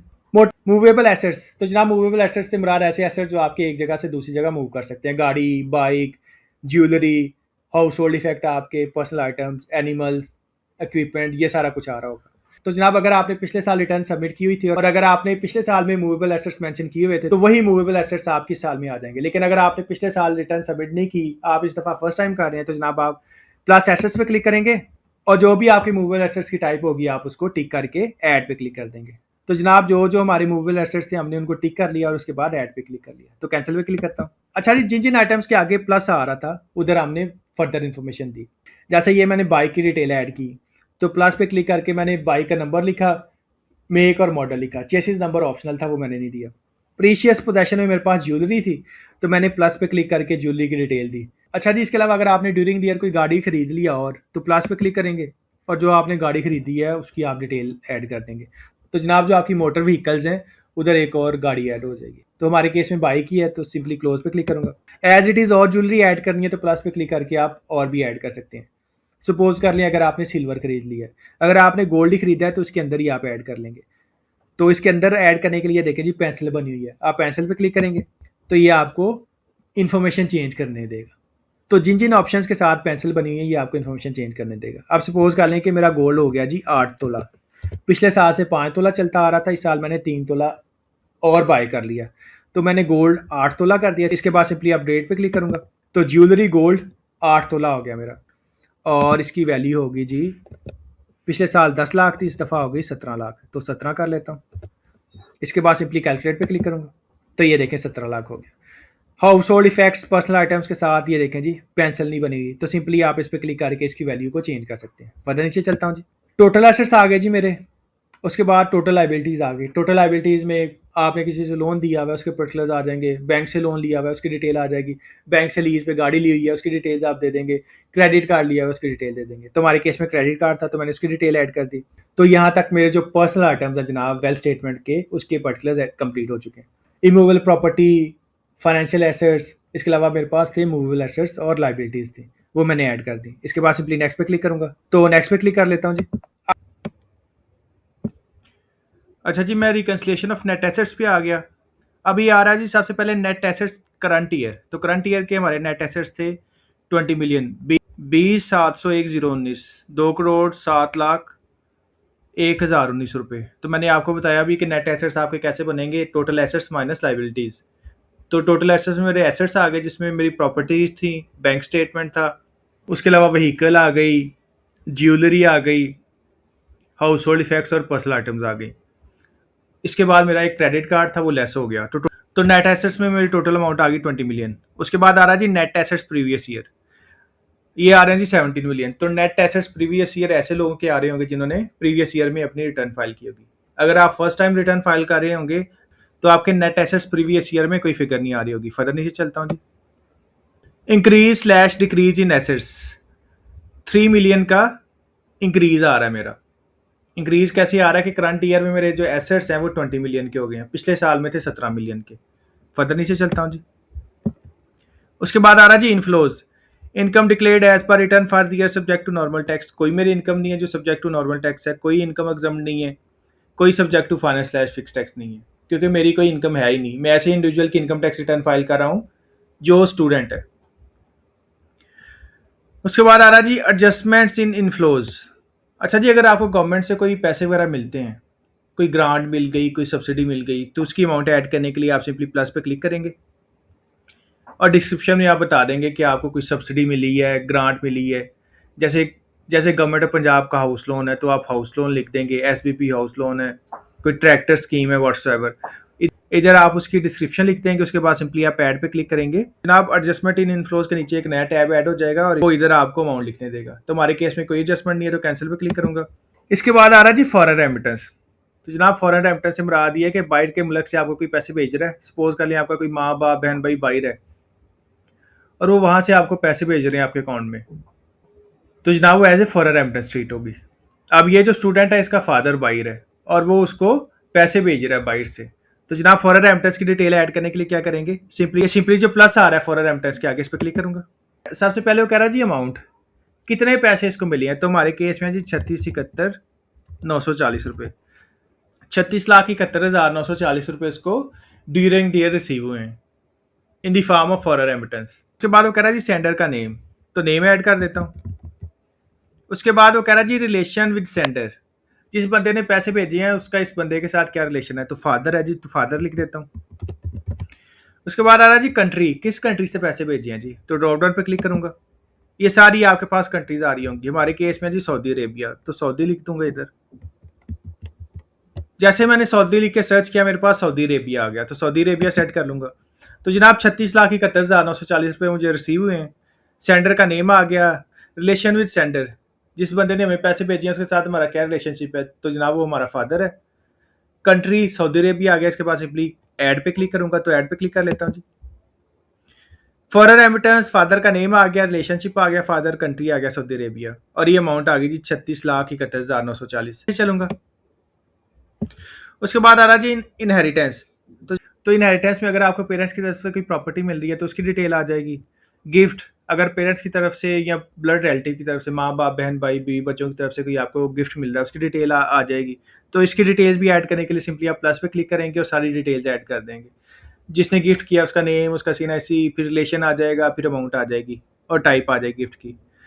उसके बाद आ रहा जी contribution in expenses by family members. आपके एक्सपेंसेस में आपके फैमिली मेंबर्स ने कितना कंट्रीब्यूट किया है। तो जनाब जिस पर्सन की मैं इनकम टैक्स रिटर्न फाइल कर रहा हूँ ये स्टूडेंट है, और इसको घर वालों की तरफ से जो पॉकेट मनी मिली है पूरे साल की वो बन रही है जनाब 2,55,000। तो जनाब ये contribution in expenses by family members में मैंने 2,55,000 लिख ली। इसके बाद सिंपली कैलकुलेट पे क्लिक करूंगा। उसके बाद आ रहा जी आउटफ्लोज। ऊपर इनफ्लोज आ रहे थे कितने पैसे हमें रिसीव हुए, तो जनाब पैसे हमें रिसीव हुए in the form of foreign remittance और contribution in expenses by family members. उसके बाद आ रहा जी आउटफ्लोज, कितने पैसे आपके लगे हैं। पैसे किस फॉर्म में लग सकते हैं, आप गिफ्ट भी कर सकते हैं, आपके एसेट्स जा सकते हैं। एडजस्टमेंट्स इन आउटफ्लोज, आपने कोई एसेट बेच दिया, उस पर आपका लॉस हो गया तो उसकी डिटेल आप एडजस्टमेंट इन आउटफ्लोज में ऐड कर देंगे। गिफ्ट, अगर आपने कोई एसेट गिफ्ट कर दिया, कोई प्रॉपर्टी गिफ्ट कर दी, अपनी बाइक गिफ्ट कर दी व्हाट्सएवर अपने ब्लड रिलेटिव को, तो उसकी डिटेल आप इधर ऐड कर देंगे प्लस पे क्लिक करके। तो जनाब इधर आपने एक्सपेंसेस ऐड करने। तो पर्सनल एक्सपेंसेस ऐड करने के लिए देखें जी, पर्सनल एक्सपेंसेस के आगे प्लस एक्सपेंसेस का टैब आ रहा है, तो सिंपली प्लस एक्सपेंसेस पे क्लिक करूंगा। तो जनाब जितने भी एक्सपेंसेस की टाइप होंगी वो इधर आ जाएंगी। एसेट इंश्योरेंस है, medical, educational, club, function slash gatherings, ज़कात है जी। साइड पे स्क्रॉल बार बना हुआ है, इसको पकड़ के नीचे चलूंगा। Other personal slash house hold expenses. तो जनाब अगर आपको एक्सपेंसेस की डिटेल नहीं पता तो आप सारे एक्सपेंसेस जो है ना other personal slash house hold expenses में आ जाएंगे। इसके आपके डे टू डे एक्सपेंसेस, घर की ग्रोसरी, व्हाट्सएवर जो भी हैं सारे एक्सपेंसेस मेंशन होंगे। तो other personal slash house hold expenses को सेट करने के लिए देखें जिससे पहले बॉक्स बना हुआ है, तो बॉक्स पे टिक करूंगा। तो ये मैंने other personal slash house hold expenses select कर लिए। फर्दर नीचे चलता हूँ। लोकल ट्रैवलिंग है, रेंट है, अगर आप रेंट दे रहे हैं तो रेंट से पहले जो बॉक्स बना है उसको क्लिक कर रहे हैं। रेंट से पहले जो बॉक्स बना हुआ है इसको टिक कर लेंगे और 12 महीनों का रेंट जो है वो मेंशन कर देंगे, जुलाई से जून। वेडिंग इवेंट्स हैं जी, रेट्स, टैक्सेस, अगर आपने कोई प्रॉपर्टी टैक्स दिया हुआ है तो उसकी डिटेल आप ऐड कर देंगे। व्हीकल रनिंग मेंटेनेंस है जी, आपके पास गाड़ी है या बाइक है तो उसकी मेंटेनेंस पे जो खर्चा आ रहा है वो ऐड कर देंगे। इलेक्ट्रिसिटी, वाटर, गैस के बिल हैं अगर आपके नाम पे वो ऐड कर देंगे। टेलीफोन, तो जनाब हमारे नाम पे एक सिम थी जिसपे 6900 हमने रिचार्ज करवाया है। तो एक मैंने other personal slash house hold expenses add कर लिया, दूसरा जी हमारे पास टेलीफोन। तो टेलीफोन से पहले जो बॉक्स बना हुआ है इस पर क्लिक करूंगा और इसको सेट कर लूंगा। इसके बाद सिंपली ऐड पे क्लिक करूंगा। अब ये देखिए पर्सनल एक्सपेंसेस के नीचे मेरे पास दो टैब आ गए, other personal slash house hold expenses और दूसरा आ गया टेलीफोन। अच्छा, other personal slash house hold expenses में आपने एस्टिमेटेड एक्सपेंसेस लिखने हैं, आपकी शॉपिंग के, खाने पीने के, व्हाट्सएवर। तो इस केस में थे जनाब तकरीबन 1,25,000। उसके बाद आ रहा जी टेलीफोन। टेलीफोन के आगे जो टैब आ रहा है इधर हमने अमाउंट ऐड कर देनी है जो हमारा एक्सपेंस हुआ है। तो टेलीफोन पे जो हमारे रिचार्ज पे एक्सपेंस हुए हैं वो जी 6900। तो ये जनाब मेरे पर्सनल एक्सपेंसेस आ गए, टेलीफोन आ गया। इसके बाद सिंपली कैलकुलेट पे क्लिक करूंगा। तो ये देखिए पर्सनल एक्सपेंसेस के टैब में मेरी टोटल अमाउंट आ गई 1,31,900। फर्दर नीचे चल, तो जनाब ये मेरे आउटफ्लोज आ गए। इसके बाद फर्दर नीचे चलता हूँ जी। अनरिकॉन्साइल्ड अमाउंट। अनरिकॉन्साइल्ड अमाउंट से मुराद ये कि जो मेरे नेट एसेट्स करंट ईयर और प्रीवियस ईयर हैं उसमें इतने का डिफरेंस आ रहा है। जो मुझे रेमिटेंस से रिसीव हुई उसने मेरे नेट एसेट्स करंट ईयर बढ़ा दिए, और जो मेरे आउटफ्लोज हुए उसने मेरे नेट एसेट्स करंट ईयर कम कर दिए। तो जनाब अभी मेरे पास 7,68,555 का डिफरेंस पड़ा हुआ है। नीचे वो कह रहा जी negative, probably you have under declare your assets and expenses. आगे वो क्या बता रहा है कि आपने अपने एसेट्स और एक्सपेंसेस अंडर डिक्लेयर किए हैं या आपने जो अपनी इनकम है वो ओवर डिक्लेयर कर दी है। तो जनाब ये जो अनरिकॉन्साइल्ड अमाउंट है इसको हमने कैश में ऐड करना है। आपको पता है कि हमने कैश इन हैंड में कुछ नहीं था ऐड किया। तो ये माइनस से मुराद ये है कि जो मेरे एसेट्स हैं वो कम है। तो इस अमाउंट को कॉपी करूंगा विदाउट माइनस, वापिस चलूंगा जी पर्सनल एसेट स्लैश लाइबिलिटीज पे। अब ये देखें cash in hand, cash in hand में मैंने कोई फिगर नहीं थी ऐड की, तो कैश इन हैंड में ये अमाउंट पेश कर दूंगा। इसके बाद दोबारा कैलकुलेट पे क्लिक करूंगा। अब ये जो मेरी अनरिकॉन्साइल्ड अमाउंट है ये जीरो होगी। अब आपने पहले अपनी अमाउंट को अनरिकॉन्साइल करना है, उसके बाद ये आपने इनकम टैक्स रिटर्न सबमिट करनी है। तो वापस चलता हूँ जी रिकंसिलिएशन ऑफ नेट एसेट्स पे, एंड पे चलूंगा जी। अनरिकॉन्साइल्ड अमाउंट मेरी जीरो आ गई। ऊपर चलता हूँ जी। अच्छा जी, जैसे मैंने कैश की अमाउंट ऐड कर दी तो मेरे नेट एसेट्स करंट ईयर बढ़ गए। पहले पहले 20 मिलियन थे, अब 21 मिलियन हो गए। नेट एसेट्स प्रीवियस ईयर मेरे आ रहे थे 17,674, इंक्रीज आ गया इनमें 3.7 मिलियन का। फर्दर नीचे चलता हूँ। अब इंक्रीज किस वजह से आया जनाब? इंक्रीज आया मेरा इनफ्लोज की वजह से। कुछ मुझे फॉरेन रेमिटेंस से रिसीव हुई और कुछ मुझे रिसीव हुए contribution in expenses by family member से। इतने से मेरे जो नेट एसेट्स हैं वो बढ़ गए। उसके बाद 1,31,900 के मेरे खर्चे हुए, और ये जो आपकी नेट अमाउंट थी 3.7 मिलियन, इससे आपके जो नेट एसेट्स हैं वो बढ़ गए। तो ये सारा पर्पज है रिकंसिलिएशन का। तो एंड पे चलूंगा जी। तो जैसे ही मैंने सारा डिफरेंस कैश में डाल लिया, मेरी जो अनरिकंसाइल्ड अमाउंट थी वो जीरो होगी। अच्छा, अगर आप first time income tax return file कर रहे होते तो उस केस में क्या होना था? तो उस केस में जो आपकी अनरिकंसाइल्ड अमाउंट आनी थी सारी, वो सारी की सारी अमाउंट उठा के आपने नेट एसेट्स प्रीवियस ईयर के टैब में ऐड कर देनी थी। अगर आप first time income tax return file कर रहे होते तो जनाब आपके नेट एसेट्स प्रीवियस ईयर में इधर कुछ भी नहीं था आ रहा होना, इधर जीरो आ रहा होना था या कोई अमाउंट नहीं थी आ रही नहीं। तो जनाब यहाँ तक मेरी रिटर्न कंप्लीट है। इसके बाद ऊपर चलूंगा, इसे सेव कर लेता हूँ जी। Changes save successfully. इसके बाद सिंपली सबमिट पे क्लिक करूंगा। तो सबमिट पे क्लिक कर लेता हूँ जी। अच्छा जी, आगे वो कह रहा है your task has been logged for review, kindly verify and submit. वो कह रहा है कि जो आपका टास्क है वो लॉक हो गया है, जो आपने डाटा दिया रिटर्न में वो लॉक हो गया है, काइंडली इसको रिव्यू करें और सबमिट करें। आगे जिस बंदे की इनकम टैक्स रिटर्न फाइल करें उसका नेम आ जाएगा, उसका सिनेसी आ जाएगा, as self member of association of person representative as defined in section 172 of the income tax ordinance 2001 of the tax payer named above.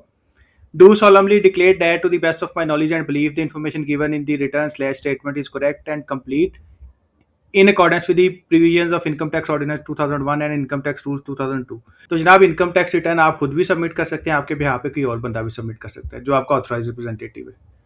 तो बाय डिफ़ॉल्ट जिस बंदे के हम इनकम टैक्स रिटर्न सबमिट कर रहे होते हैं उसका नेम आ रहा होता है और उसका सीनेसी आ रहा होता है। तो जो टैक्स पेयर है वो अंडरटेकिंग दे रहा है, जो भी इन्फॉर्मेशन प्रोवाइड की है वो ट्रू एंड फेयर है और कुछ भी हमने छुपाया नहीं है, और सारी information as per income tax ordinance और इनकम टैक्स रूल्स है। तो जनाब इसके बाद वो कह रहा है जी एंटर 4 डिजिट्स पिन। तो इधर आपने अपना 4 डिजिट का पिन ऐड करना है। जब आपने साइन अप किया होगा आपको 4 डिजिट्स का पिन आया होगा, तो आप इधर पिन ऐड कर देंगे। अगर आपको पिन नहीं आया तो आप मेरी वीडियो भी देख सकते हैं, how to reset pin in FBR, तो उसको देख के आप पिन भी रीसेट कर सकते हैं। तो इधर अपना 4 डिजिट्स का पिन ऐड कर दूंगा। तो ये जनाब मेरा 4 डिजिट्स का पिन आ गया। इसके बाद सिंपली सबमिट पे क्लिक करूंगा, और जैसे ही सबमिट पे क्लिक करूंगा मेरी ये जो रिटर्न है ड्राफ्ट से निकल के कंप्लीट टास्क में चली जाएगी। तो इसे क्लोज कर लेता हूँ। अच्छा, ये देखें अभी मेरी रिटर्न आ रही है ड्राफ्ट में। अगर आपका इंटरनेट का इशू आ जाए या कोई और इशू आ जाए, आप रिटर्न सबमिट नहीं कर सके, मिड वे आपने छोड़ दी है, तो ये देखें ये आई का बटन बना हुआ है। जैसे ही आप आई पे क्लिक करेंगे, मैं आई पे क्लिक करता हूँ, ये आपकी रिटर्न वापस ओपन हो जाएगी जहाँ तक आपने डाटा सेव किया हुआ है, और इसको आप एडिट कर सकते हैं। इसके अलावा जैसे ही आप सबमिट कर देंगे तो ये जो आपकी रिटर्न है ड्राफ्ट से निकल के कंप्लीट टास्क में चली जाएगी। तो कंप्लीट टास्क पे चलता हूँ जी। कंप्लीट टास्क पे जाने के बाद आप चलेंगे डिक्लेरेशन पे, तो डिक्लेरेशन पे चलता हूँ। तो ये देखें अभी इधर आ रही है 2025 की, 1 जुलाई 2024 से लेके 30 जून 2025, टैक्स ईयर 2026। जैसे ही आप रिटर्न सबमिट कर देंगे 2026 वाली, तो इधर 2026 वाली भी रिटर्न आना शुरू हो जाएगी। और अगर आपने रिटर्न को डाउनलोड करना हुआ तो आप आई पे क्लिक करेंगे और उसके बाद आप प्रिंट पे जाके इसको डाउनलोड कर लेंगे। सो इस तरह से आप अपने इनकम टैक्स रिटर्न फाइल कर सकते हैं। इसके अलावा अगर आपकी कोई क्वेरी हो आप मुझे व्हाट्सएप कर सकते हैं, और अगर आपने हमसे रिटर्न सबमिट करवानी हो तो आप हमसे भी करवा सकते हैं इन रीजनेबल प्राइजेस। सो ये था आज के लिए। Thank you so much. अल्लाह हाफिज़।